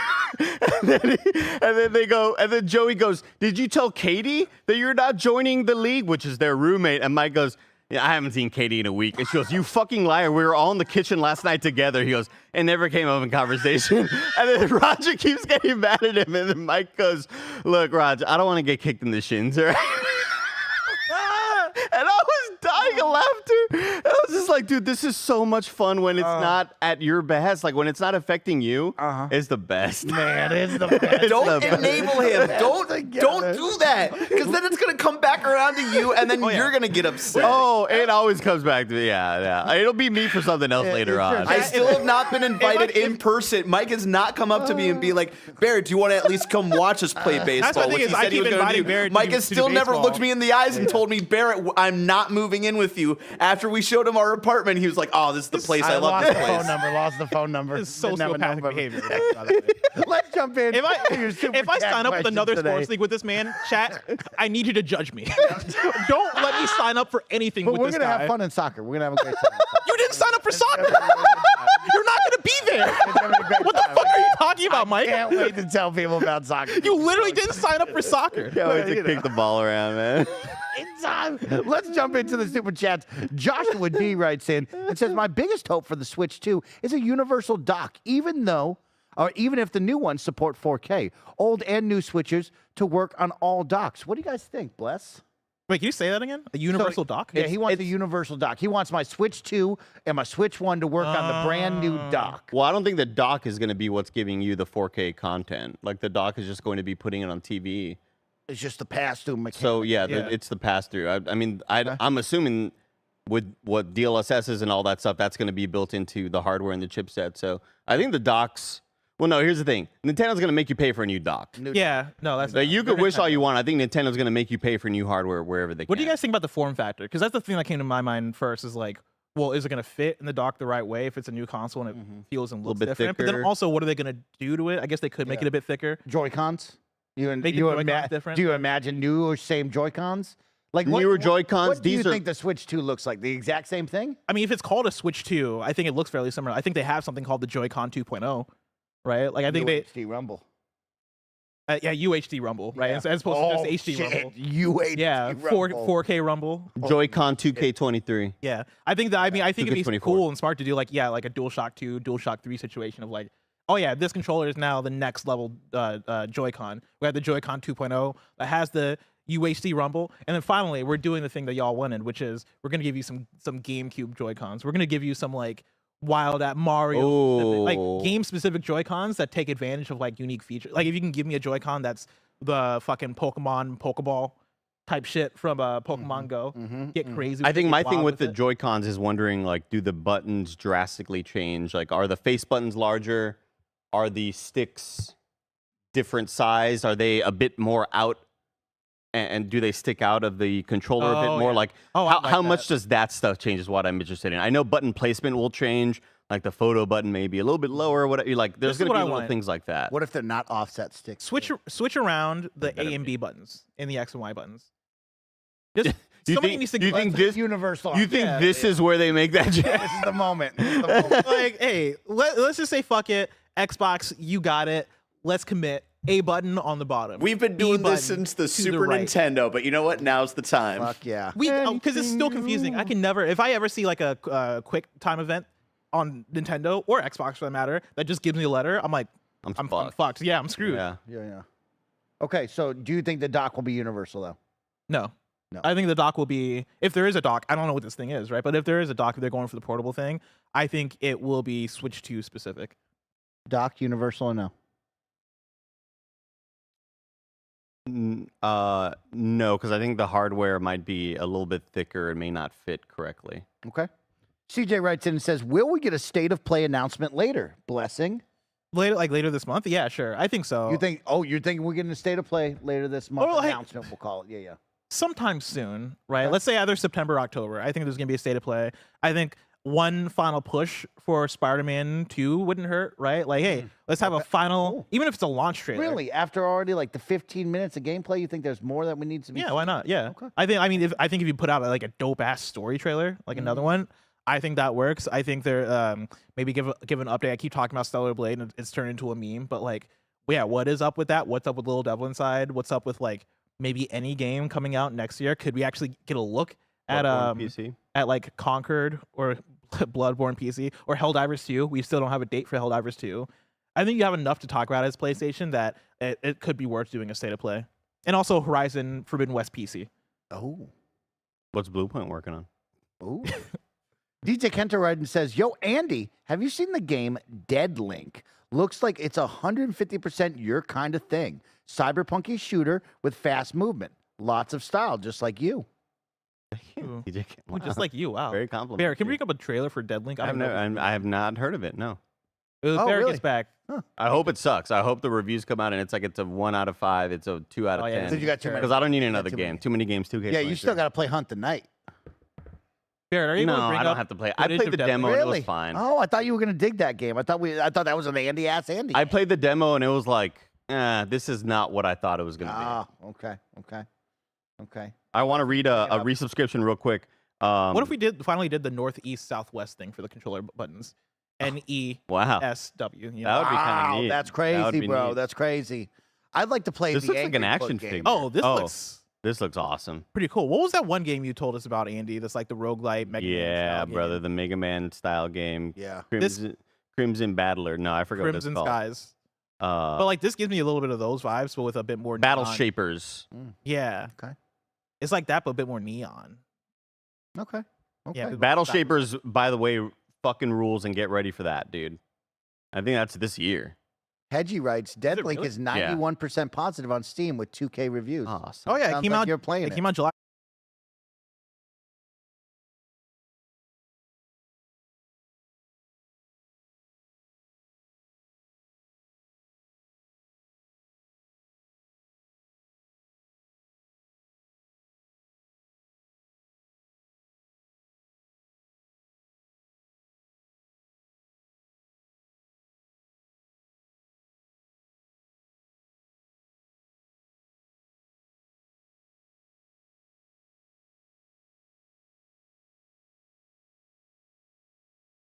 Your how old is your iPhone right now? I think I'm 3 generations behind. I usually am in the 3 to 4 Really? year jabroni type. That's crazy to me. Yeah. Like with your spending habit. Oh yeah. I mean, I always envision. I wish I could do the yearly, but I know I can't. And then I wish that I could do every 2 years. But then by the second year, I forget. I go to the third year. You know what I mean? Oh shit, I'm already fine. Let's do 4. So I'm usually 3 to 4. Wow, because it always seems to me like just every Apple user in my life tells me about the trade-in program and See, you know what it is? Is I like spending money. yeah. But I like spending money that doesn't seem like a lot of money. Yeah. iPhones seem like a lot of money. That's why I don't buy them. But like NBA 2K asking me for another $50 so I can upgrade my NBA 2K player to hit the streets. You know what I mean? You want I'd be your like, player- Yeah, 2K. Yeah, 2K. You want an get it. overall 75 player to play in our shitty online video game? Spend $150. I'll tell you what, I went into 2K. Got to give him a quick compliment. The city looks way better. Remember last year? Oh, really? Dude on the city saying it looks like GTA 3. The city looks better. Uh-oh. Go down one. I take a left, right? Because I talked with Jake from State Farm. I take a Right, left. right. All He's of a in the sudden, game, yeah. I'm in fucking Store Alley here. They got Nike, they got Puma, they got Adidas, they got Converse. I walk in. Every motherfucker wants me to give them real world money for the dumbest outfits ever. I need those Nike shoes, though. I He need needs the them. hooping Nikes. Dad, he needs them. He needs them. Here's the deal. A t-shirt, shorts, 2 pairs of shoes, one for the community and one for like NBA games, cost like 17,000 VC. That's like almost $20 fucking dollars. And I'm talking the most generic Nike t-shirt you can imagine. Yeah, but at least the game feels good to play online. Oh man, feels fucking great. You hit the ride button, your character's running ride for 3 more seconds. I gotta buy it, y'all. For Bethesda's post-launch plans for Starfield, it looks like they're working on city maps. City maps, yeah, that would Oh, be I very love helpful. that. Love that. Yeah, you should have saw Maybe- Washburn pull his hair Maybe out have that at yesterday. launch for Starfield. You know, maybe Yeah, have I'll that. tell Maybe you. have a city map at launch. While you all graciously finish up this post show, I'm going to go to the restroom real quick, and then I'm going to be Oh, ready okay. for the stream. Oh, okay. so I'm gonna I'll give you see- 5. I'll see you on a little bit. I'll give you 6. Give me 6. 6 minutes. give I'm him gonna give you 6 minutes. 6 minutes. And I'll Statwood- finish up a lot of the super chats also on my end over there. Satwood writes in and says, "Today's finally my last day at work. Thank you to everyone over at Kinda Funny for helping me through those unbearable hours. Also, my name is Sat. Wood is good. Oh wow, Oh, congratulations. Satwood is good. Satwood is good. Like you took a sat, you sat on wood, Okay, and that's wow. good. Oh no, I don't know if that's the direction they're taking it. Is Sat? I think I don't actually know what direction they're taking it. Is Satwood a You type know of wood? exactly what direction I'm taking this, Bless. Oh no, I think their name is probably. I'm gonna say their name is Sam Atwood Oh, okay. or like okay. Stephanie Atwood or something. I think their name is S Atwood, You, and they're good. you know, I asked I a don't think question there's- earlier this morning. Uh-huh. When do you think Sam Lake looked at himself in the mirror and said, "This is my suits era, and I'm gonna wear suits all the time"?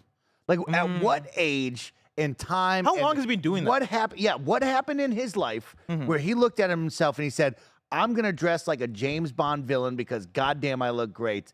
And I'm gonna Satwood said, dress "I nailed it."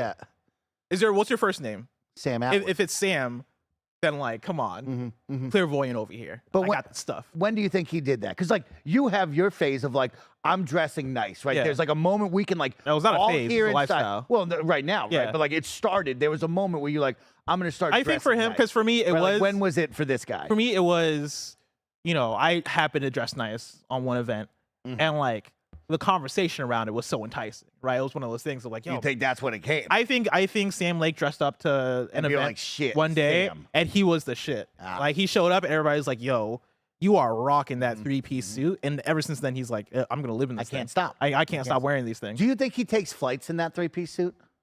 Yes. Like, yes. So really, you I think think he's so. on an airplane dressed like that? Yeah. That would. I think he's in that's first gotta be class. so uncomfortable. Oh, but it's cold on airplanes. So like I feel like he's not that hot in there, right? We got to talk. I think he's relaxed in that suit. Like he wears it so well and so naturally and so comfortably. Yeah. That I you would think he's all right in an airplane going across the Atlantic Ocean. Yeah, I think he's in that airplane for 15 hours, rocking that suit. Oh, holy shit. Yeah, I think he sleeps in it. His name is Steven. Steven. Not Sam. Steven Atwood. Okay, I was close though. Arturotron, the Robo bartender. Thank you for the $5 super chat. You're incredible. Gerardo is cool. Says, "Que pasa? Y'all hope the fry smell isn't embedded in your clothes still from Monday." Ate a lot of French fries, bless. That's all. I was jealous. I was sad I liked Oh, him. really? I That was thought, I thought you wanted to miss that, to be honest with you, because there's a lot of No. bad French fries. Oh no, I love French fries. Oh, okay. You want to be on the next kind of munchies? What is it? He I feel like it's already a revealed Roger's it's choice. spicy. You like spicy food? No, spicy food upsets my stomach. I Okay, like okay, spicy food. I like eating it, but the next day it's usually a problem. Mm. I'm just like hunched over, like Yeah. lying down. Like I wake up the next morning and this pulls right here, just fucking in pain. Gerardo is cool wants to know, do you think they'll announce adding DS, 3DS, and GameCube tomorrow? No, absolutely not. No, I don't think they're adding GameCube. I'd be shocked if they added. They're definitely not adding 3DS. I'd be shocked if they added DS. I think those are things that you can save for the next platform now that we're so close. And then also, like those are games that you can port. Like we got Metroid Prime remastered early in the year. We're getting Luigi's Mansion from the 3DS next year. They can port so many of those titles that I think it wouldn't even make sense for them on the business side to want to have that as like a Nintendo Switch Online thing. I watch a lot of random YouTube stuff because I'm not big on YouTube, so I usually click like whatever they offer me, you know what I mean? And so I've now gone down a rabbit hole recently of like video game resellers, people who own like small mom and pop shops, right? And so it's like this one jabroni, he went on an adventure at some convention to only buy Nintendo handhelds and bought like $7,000 worth of Nintendo handhelds. He's buying 3DSs that are like $600 each. Do you ever think like, man, you wish you saved some of those? Because he's like sell the them? Game Yeah. Boy Color in box is $180. Like that's crazy. Right now, I have a tub at home that has an unsealed copy, or no, a sealed copy, so an unopened copy of Summoner 2 for the PS2, and every now and then I check to see how much it's worth. How much? Like $15. It's nothing. But like I got it directly from Volition, and like in like 2011, 2012, something like that, and I was like, oh, this is a PS2 game that's sealed, and I hold on to this and I don't touch it, maybe it'll be worth thousands of dollars one day. Wow, you were thinking that far ahead. Good for you. Yeah, and I still have it, and it's nothing. No. Yeah, like the guy bought 2 Nintendo 3DSs that had the Smash Bros lineup on them, right? They were the Smash Bros editions, and they were like $600 to $800 each. And I was like, God damn. Let me I look never up. Actually, once thought about. It's been a couple years since I looked at Summoner 2. So let me look it up. Summoner 2. Look it up. Look it up. New. What do I gotta look on eBay or something? Let me You got to eBay. They all eBay it. They all eBay. It's all on eBay. They All eBay right. and stuff. eBay Summoner 2 for sale. What do you got? See, no nobody's one's even offering selling it. That's Yeah. the catch. Maybe you got to set the tone. Come in with 200. Put it out there. Do you want to buy Sealed. Summoner 2? Just put sealed? $200. See what's happening. See what's happening. We got a super chat coming in. Hey, Bless. Mortal Kombat 1 right around the corner. Who are you gonna main? It's a really good question. Great question. Snowbike Mike, Reptile. Oh, really? I'm a reptile guy. I'm a reptile. So in Mortal Kombat 9, I did Scorpion. Mortal Kombat 10, I did. What was his name? Takeda? Yeah, Takeda Takahashi was his name. Oh, okay. Who he is DLC for this game, so he's not out yet.